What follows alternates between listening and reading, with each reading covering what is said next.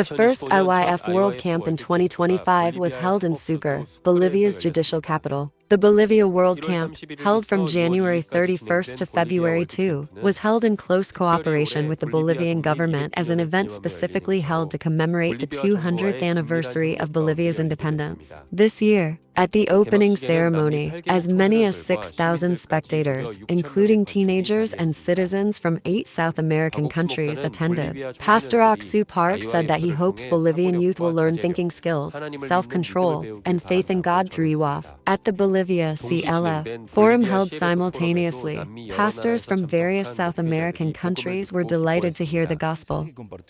The message that Pastor Oxo Par shared today was a confirmation of what is in the scripture.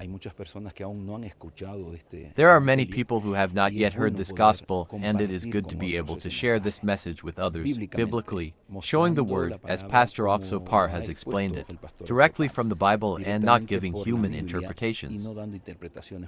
There are many churches that are giving messages of encouragement or are giving positive messages, but they are not giving the message of the cross. And it is good to highlight that the gospel of Christ is the power of the cross.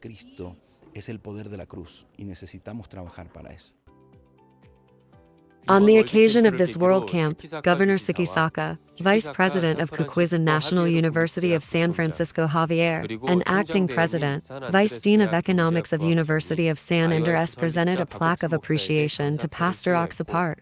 IYF also presented a plaque of appreciation to Governor Chukwusaka for supporting the holding of the World Camp in Scray. Following Bolivia, the 2025 Paraguay IYF World Camp was held in Asunción, the capital of Paraguay, from February 2nd to 4th. This World Camp was held with the support of 8 Paraguayan government agencies, and the opening ceremony was attended by about 2,000 attendees and spectators, as well as about 50 government and political VIPs, including senators, the Ministry of Gender Equality, and the Minister of National Defense. The Grachas Choir performed amid enthusiastic cheers from the audience, and Pastor Aksu Park expressed his hope that youth would read the Bible and connect with God. The Paraguayan Ministries of National Defense, Interior, and Youth each awarded a plaque of appreciation and a certificate of merit to Pastor Oxa Park. Also, on the 4th, the closing ceremony of the Paraguay IF World Camp was held, and a meeting was held between Pastor Aksu Park and President Santiago P. of Paraguay. The meeting on this day included discussions on cooperation and youth education between Paraguay and Korea, and served as an opportunity to further strengthen the cooperative relationship between the Paraguayan government, Good News Mission, and IYF.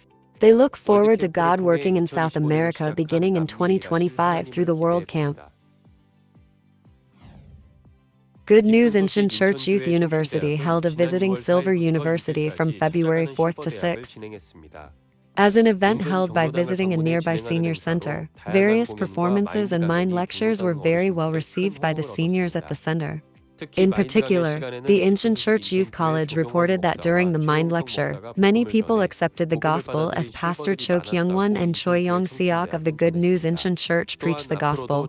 He also announced that he plans to continue visiting silver universities in the future.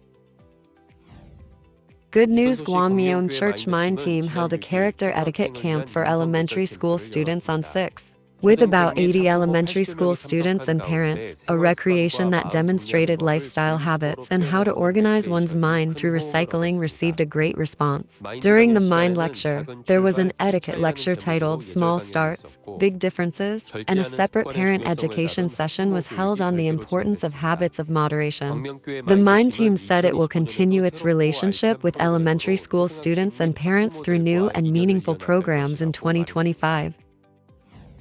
Good News Gwangju Church held a grand New Year's party on 2nd, inviting multicultural families under the title We Are All Together. It was an event for foreign workers, multicultural families, and international students who could not go to their hometowns for the Lunar New Year holiday. Some of the events included a talent contest, Korean traditional games experience, and World Food Experience booths. There was a congratulatory performance and remarks by Gwangsang-gu Assemblyman Jang Jae-bon, Park Chang-sun, Vice President president of the Yekwang Hanam Community Association, and Pastor O Seong-gyun gave a mind lecture. It served as a venue for exchange with over 800 multicultural families and local residents from home and abroad.